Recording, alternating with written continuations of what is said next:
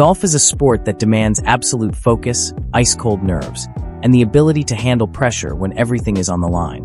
But no matter how skilled or experienced a player may be, the game has a way of exposing even the slightest crack. One swing, one putt, or one poor decision under pressure can turn a guaranteed victory into a crushing defeat. And when that happens, the entire world doesn't just watch, it remembers. In this countdown, we're revisiting the biggest collapses the game has ever seen. Number 10. Mito Pereira, 2022 PGA Championship collapse. Imagine standing on the brink of history, the final hole of a major championship, with one simple task left: make a par, and your name will forever be etched into golf legend. That was the exact position Mito Pereira found himself in at the 2022 PGA Championship. The 27-year-old Chilean wasn't even expected to contend. Ranked 100th in the world and playing in only his second major ever, he had nothing to lose and everything to gain. But over the course of 71 holes, Mito played like a man on a mission, showing the poise and shot-making of a veteran. He had battled the nerves, held off surging challengers, and arrived at the 18th tee with a one-shot lead. Chileans held their breath. Golf fans leaned in. It wasn't just about winning a major. It was about breaking through for a country that had never had a major champion. But golf, as always, has a cruel sense of timing. Pereira took out his driver, hoping to simply get the ball in play. But the moment seemed too heavy, and the swing too tight. His tee shot veered hard right, way right, finding a narrow creek barely visible on TV, a hazard so obscure that many players didn't even know it existed. The heartbreak wasn't just in the shot, it was in the aftermath. Pereira scrambled, trying to recover, but the nerves had taken over. He made a double bogey. Just like that, the dream vanished. He didn't even make the playoff. As Justin Thomas and Will Zalatoris prepared for a sudden-death finish, Pereira watched from the scoring tent, blank stare, the weight of what had just happened settling in. In his post-round interview, he didn't hide from it. He said, "I just wanted to put it in play. I guess I aimed too far right." Simple words, painfully human. It wasn't a blowout or a slow crumble. It was one swing, one moment, and one cruel twist of fate. And that's what makes it unforgettable. For Mito Pereira, it was more than a lost championship. It was a painful lesson in how quickly golf can turn. Number 9. Lexi Thompson, 2017 CME Group Tour Championship. Now picture this. You've battled through an entire season, faced down controversy, and put yourself in position to win the final tournament of the year. Not only that, but a single, routine 2-foot putt stands between you and becoming the world number 1 in women's golf. For Lexi Thompson in 2017, that wasn't just a dream scenario, it was her reality. Standing on the final green at the CME Group Tour Championship, she wasn't just putting for a title. That tiny distance, barely the length of a putter head, held the key to multiple career-defining rewards: Player of the Year, a $500,000 bonus, the number 1 world ranking, and a redemptive ending to a roller coaster season. But what came next was one of the most devastating and inexplicable chokes in golf history. It had already been an emotionally taxing year for Lexi. Earlier in the season, during the ANA Inspiration, she was penalized 4 strokes after a TV viewer noticed a rules infraction and called it in. Yes, a fan watching from home altered the outcome of a major championship. That bizarre moment cost her a major victory and scarred her emotionally, but Thompson didn't crumble. Instead, she roared back, winning multiple tournaments and proving her resilience. By the time she arrived at the final hole of the season-ending event, the narrative was clear. Lexi was redemption in motion. Then came the putt. 2 feet. That's it. Even weekend golfers expect to make those. The crowd held its collective breath, already beginning to celebrate. The cameras zoomed in. Her putter made contact. The ball started on line, and then, unthinkably, it lipped out. A sharp gasp echoed through the gallery. Faces dropped. Broadcasters fell silent. In that fleeting moment, the season's triumphs turned to turmoil. All the fight, all the resilience, all the redemption, undone by a 2-foot miss. And the worst part? It wasn't just a bad stroke, it was the sheer timing. It didn't matter that she still earned the Vare Trophy for the season's lowest scoring average, or the $1 million bonus for winning the race to the CME Globe. That miss became the story. It wasn't just about a short putt. It was about watching someone so tough, so talented, get undone by the game's most brutal twist of fate. Lexi Thompson's missed putt will forever serve as a gut-wrenching reminder. Number 8. Dustin Johnson, 2010 PGA Championship at Whistling Straits. When you think about cruel endings in golf, few stories carry as much disbelief as what happened to Dustin Johnson at the 2010 PGA Championship. It was the kind of moment that players dread, not because of a missed shot, but because of a rule. And not just any rule, but a local rule buried in a tournament info sheet. DJ wasn't just playing well, he was on the verge of winning his first major title. It was Sunday, the final hole at Whistling Straits, and Johnson was clinging to a one-shot lead. One solid par, and the major drought would be over. All he had to do was finish the hole like he'd done thousands of times before. Then came the fateful tee shot. It flew a little right, nothing alarming, but landed in a patch of sand that looked more like a dirt path than a proper bunker. Thousands of spectators had trampled the area all week. Fans were literally standing in it. To Johnson and his caddy, it looked like a waste area, not a hazard. So DJ did what just about any golfer would do. He grounded his club, took his shot, and walked toward what he thought was a playoff. The crowd cheered. The broadcasters hyped the moment.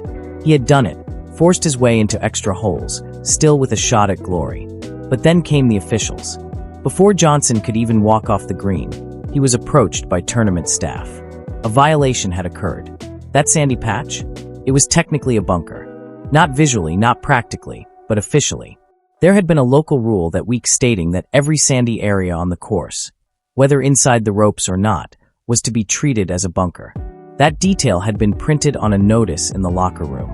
And because Johnson had grounded his club in a bunker, it was a two-stroke penalty. Just like that, he went from playoff hopeful to tied for fifth. The shock was immediate. Johnson stood frozen. Cameras captured his face shifting from triumph to confusion to devastation. No one watching could believe it. It wasn't a swing error or a mental lapse. It was a rulebook technicality that blindsided one of the game's brightest stars. In the press room afterward, DJ was asked if he had read the rule sheet. His reply was painfully honest. No, I didn't. I didn't think I was in a bunker. It became one of golf's most infamous rulings, not just for its absurdity, but for its timing. Johnson's collapse wasn't about choking. It was about being betrayed by a rule no one remembered until it was too late. Number 7. Phil Mickelson, 2006 US Open at Winged Foot. There are collapses in golf that sting, and then there's Phil Mickelson's 2006 US Open finish. An implosion so dramatic, so head-scratching, it left fans and commentators in collective disbelief. This wasn't just a blown lead. This was Phil Mickelson, already a multiple-time major winner, standing one hole away from conquering the one major that had always eluded him.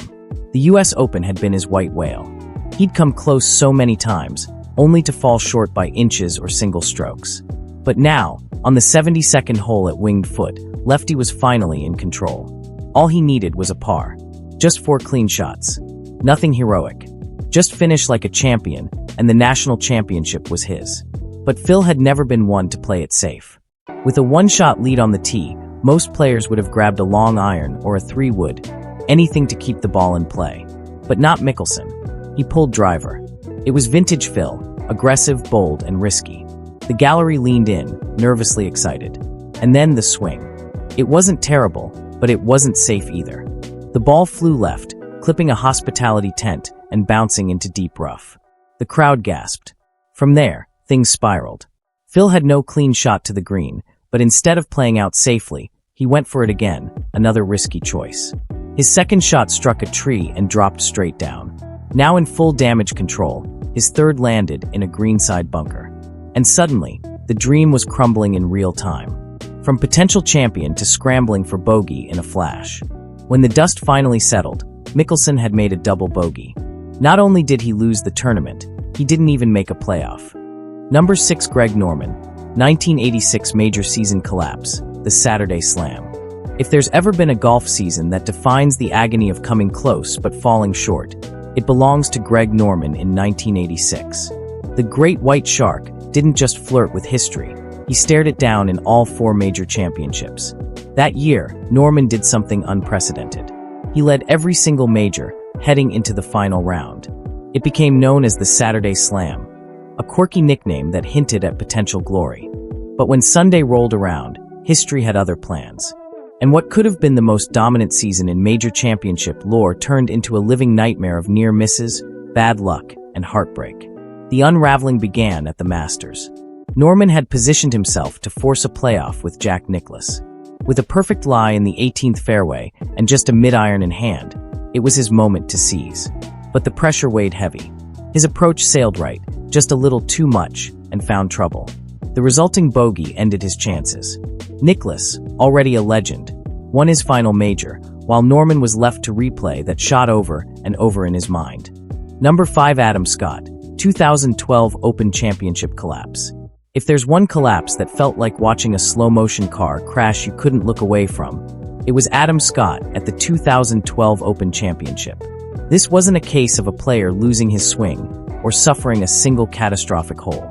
No, this was different. This was a steady unraveling, a perfectly controlled performance turning into a nightmare over the course of just 4 holes. At Royal Lytham and St. Annis, Scott had done everything right. He had the look of a champion all week. Smooth swing, calm demeanor, confident putting stroke. And with 4 holes to play, he held a commanding 4-shot lead. The claret jug was within reach. It was supposed to be his coronation. Then came hole 15. A bogey, not the end of the world, but a warning shot. He still had a 3-shot cushion. Then the 16th, another bogey. The tension started building. The announcer's tone shifted.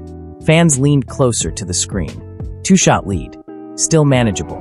Then the 17th, a 3rd consecutive bogey. Now it was 1. A once insurmountable lead was hanging by a thread, and Ernie Els, who had long since finished his round, was suddenly back in contention. He had posted a final round 68, and while he had hoped for second place at best, the leaderboard began shifting in his favor with every missed fairway and nervy putt from Scott. As Scott walked to the 18th tee, the entire mood of the tournament had changed. The confident swagger was gone, replaced by the burden of expectation and self-doubt. He still led by 1, but the aura was gone. His drive found a fairway bunker, and even though he made a heroic attempt to recover, the damage had already been done. He missed his par putt, bogeying for the 4th straight hole.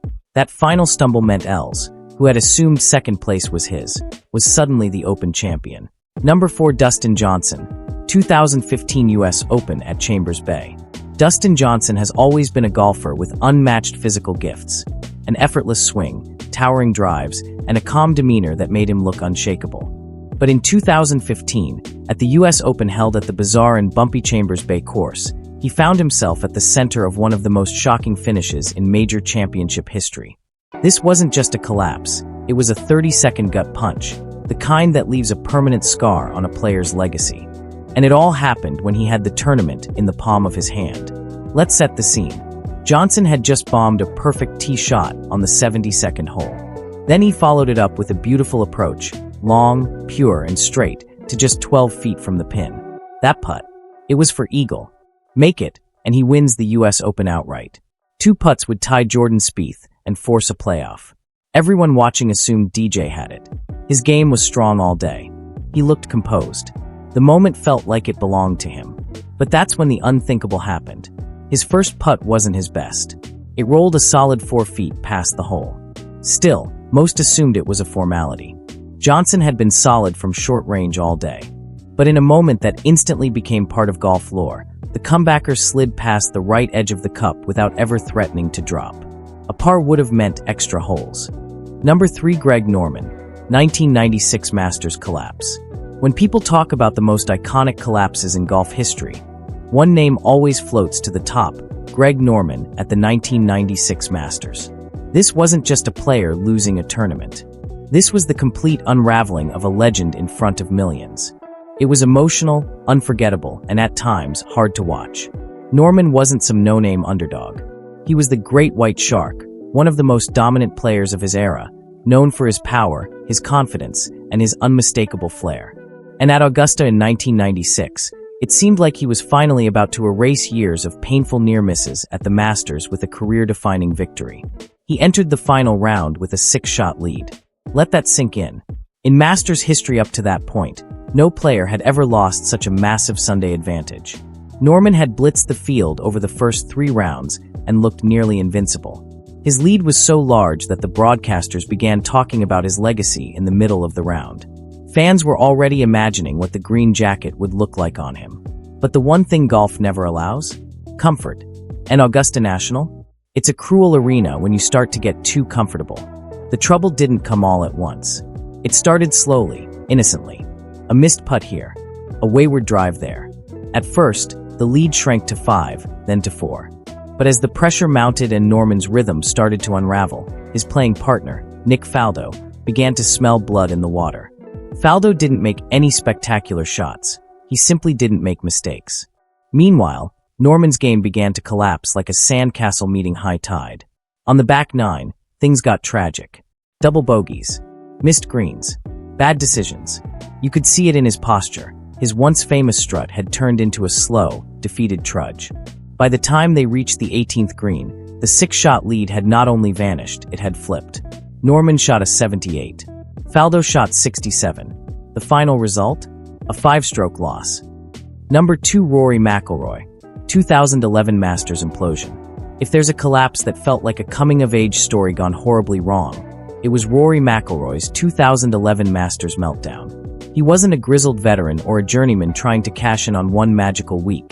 He was a 21-year-old phenom, full of talent, promise, and boyish charm. Heading into Sunday, Rory wasn't just leading, he was dominating. A 4-shot cushion at Augusta National? That's supposed to be the dream. And for the first 3 rounds, McIlroy looked like he was living in a video game. Bogey-free 65, calm and clinical 69, then a 70 in Saturday's pressure cooker. The coronation felt inevitable. Fans were ready to witness the rise of golf's next generational superstar. But the final round of a major, especially at Augusta, doesn't care about fairy tales. Things started going sideways, but subtly. A shaky front 9, a missed fairway, a nervy putt. It wasn't catastrophic, but the edge was gone. And then came the 10th hole. What happened there flipped the entire narrative from Rory the champion to Rory the cautionary tale. His tee shot veered wildly left, not just into the rough, but into uncharted territory. His ball came to rest between 2 cabins. Yes, cabins. Even the TV crew didn't know how to show it. Their cameras had never shown that part of Augusta before. Number 1, Jordan Spieth. 2016 Masters collapse. If there was ever a moment when time seemed to freeze and the golfing world collectively gasped, it happened on the back nine of Augusta National in 2016. Jordan Spieth, the golden boy of golf, the one who made the impossible look routine, was on the verge of making Masters history. At just 22 years old, Spieth had already won 2 majors and was defending his green jacket. What he was doing at Augusta was unheard of, leading for 7 consecutive rounds. Not even Tiger Woods had done that. And on Sunday, as he made the turn with a 5-shot lead, it felt like we were witnessing the birth of a dynasty. But then, Augusta happened. A bogey at the 10th? No big deal. Even great champions make a mistake. Another bogey at 11? Okay, maybe some nerves. But what came next on the 12th hole, Golden Bell, the infamous par 3 that has crushed dreams for decades, wasn't just a mistake. It was a full-on implosion. Spieth stood on the tee box with a wedge in hand, needing just to find the middle of the green. But his shot came out nervy and short, finding Rays Creek. It was shocking, but things got worse. After the drop, his next shot? Also in the water. Panic had replaced poise. The usually steely Spieth now looked broken.